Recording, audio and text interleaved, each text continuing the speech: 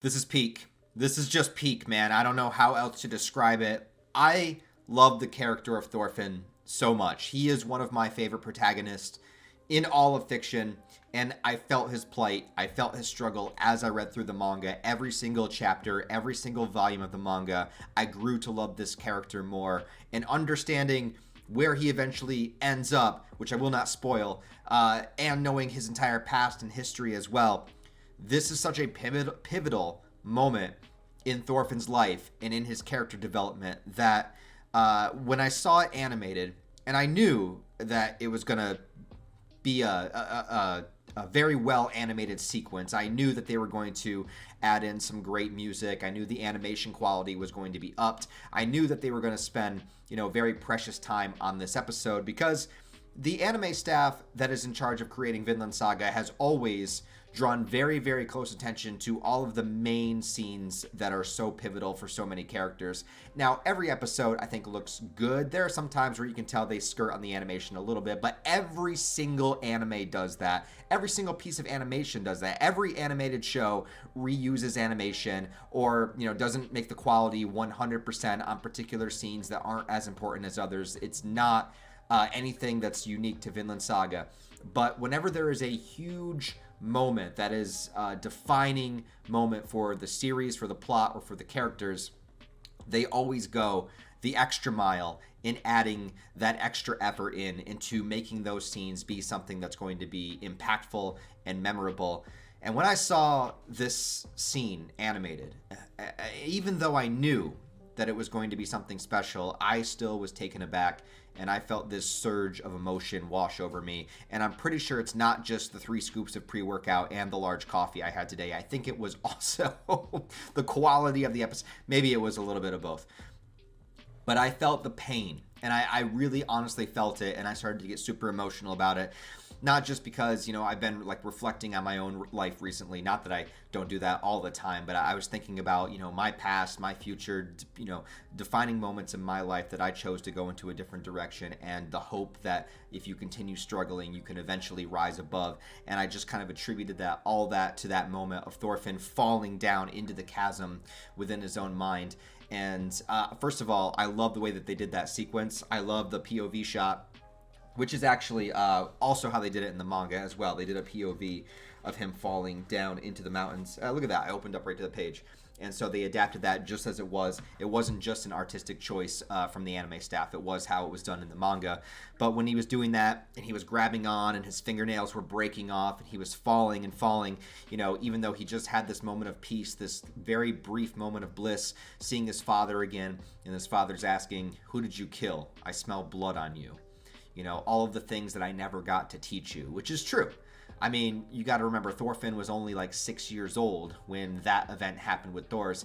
Thors didn't exactly have the time to instill all of his values and vows within his child, not to mention the fact that a 6-year-old wouldn't be able to pick all of that up and completely understand it and embrace it anyway. So, and that's something important for Thorfinn to learn as well, that it's not all of his fault. He is responsible, and he does need to take accountability and work towards atonement, but there was a series of events that were a bit out of his control, for a child that young. So as he falls and as he hangs onto the rocks, I just felt this moment where I was like, I felt broken. I felt broken in that moment that he was kind of taken to that. And then he sees this world below him that looks like hell itself, with all of these Viking warriors and all of these people with swords and axes and spears all killing each other. There's a great show. They all look like zombies. It's like there's no life in them whatsoever. Like everything is drained out of them, and they are just this mindless machine-like killing things, like monsters, like legitimate monsters, like zombies, just killing machines.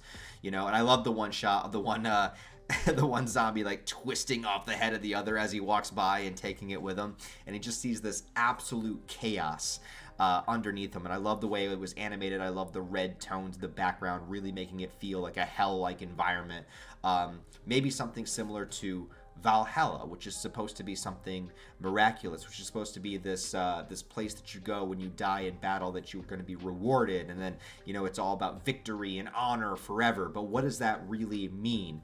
And as he's seeing all these people kill themselves over and over again, get back up, laugh, start killing each other again, we get the moment where Askeladd is revealed, because Askeladd is here too. He is part of this, but he still looks human. He's sitting up on the pillar, and Askeladd, seeing him again, first of all, just seeing Askeladd again was amazing. Bjorn is here too. Bjorn is down in the battlefield, but we get to see Askeladd again.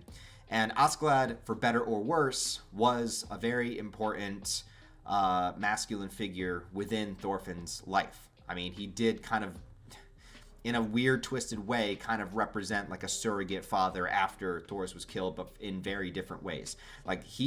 Regardless, and you will see moving forward too, that Thorfinn did learn some very valuable lessons from Askeladd, and does have a respect for him in some kind of way, in a way that maybe you don't even realize on the surface level, that Thorfinn wouldn't realize. But I think there's a reason why he envisioned Askeladd here in this moment, and for Askeladd to be the one to tell him to rise up. I think there's a reason for that. Now, taking everything into consideration, as Thorfinn sees this world, Askeladd, he asks Askeladd if this is the afterlife, if this is the underworld. Is this actually, or is this Valhalla? What is this? What is this world of chaos and brutality and violence and just depravity? What is this world? And Askeladd tells him that this is just life. This is the real world. This is what the real world is. And that is fucking powerful as hell. That is so powerful.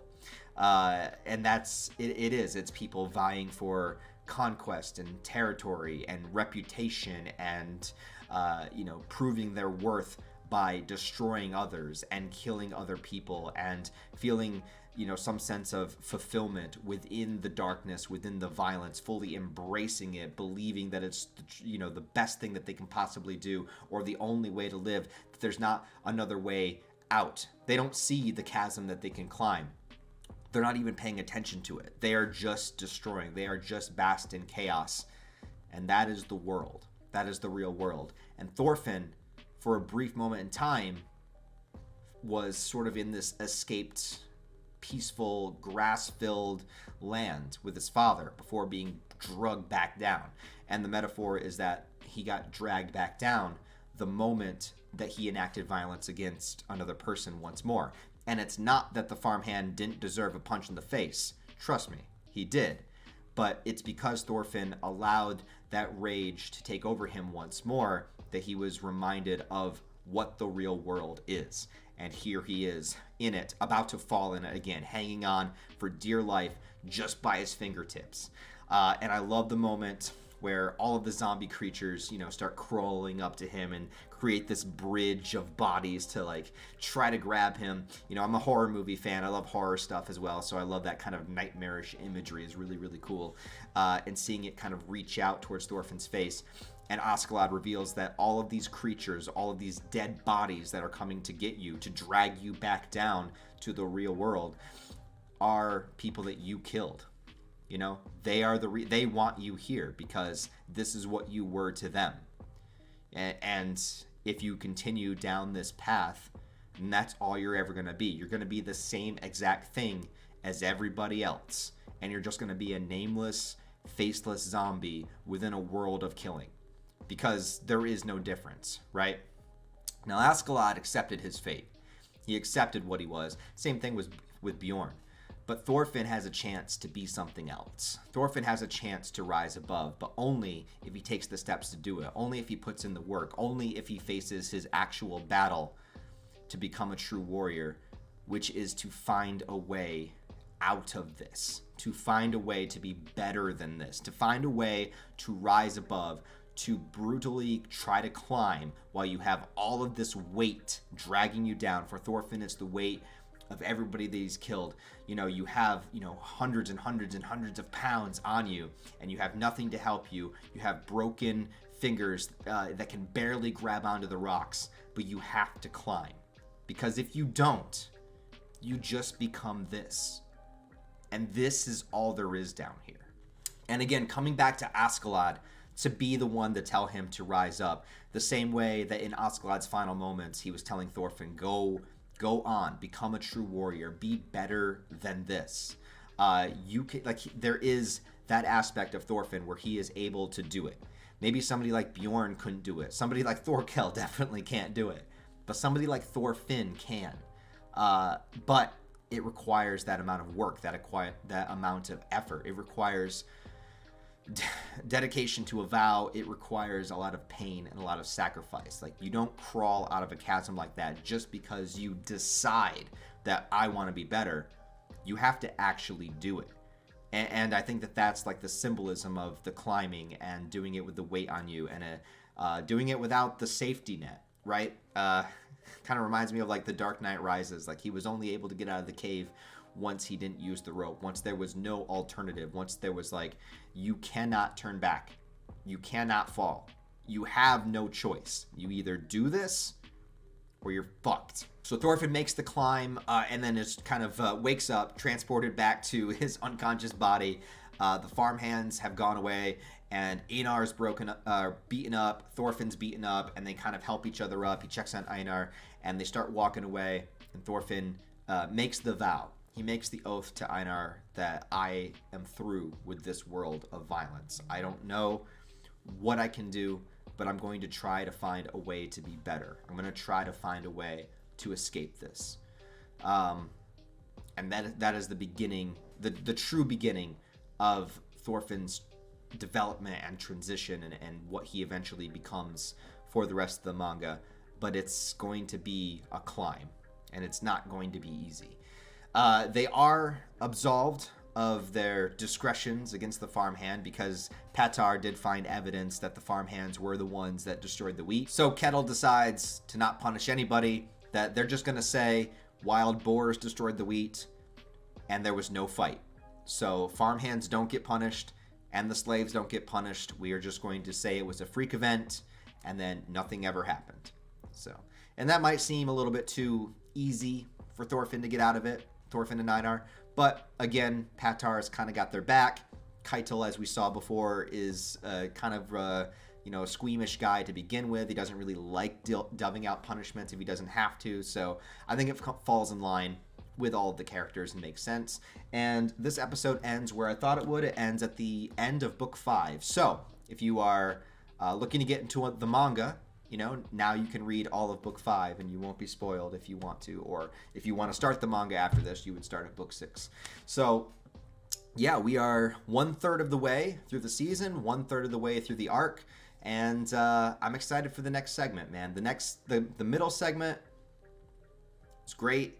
And then the finale is even better. So I'm excited about that. So yeah, let me know what you guys thought of this episode of Vinland Saga. I thought it was one of the best episodes so far, not just in season 2, but in general. And it got the emotions flowing for me, man. So let me know what you thought of the episode. Thanks for watching, guys. If you like this review, please give it a thumbs up and a comment to help it in the algorithm. I'd appreciate it if you did so. Also, if you want to support the channel on that deeper level, I would really, really appreciate the help. There's a Patreon, channel memberships, merch store, also all the various social media links where you can follow me. Other than that, guys, have a wonderful rest of your day, and I'll talk to you next time.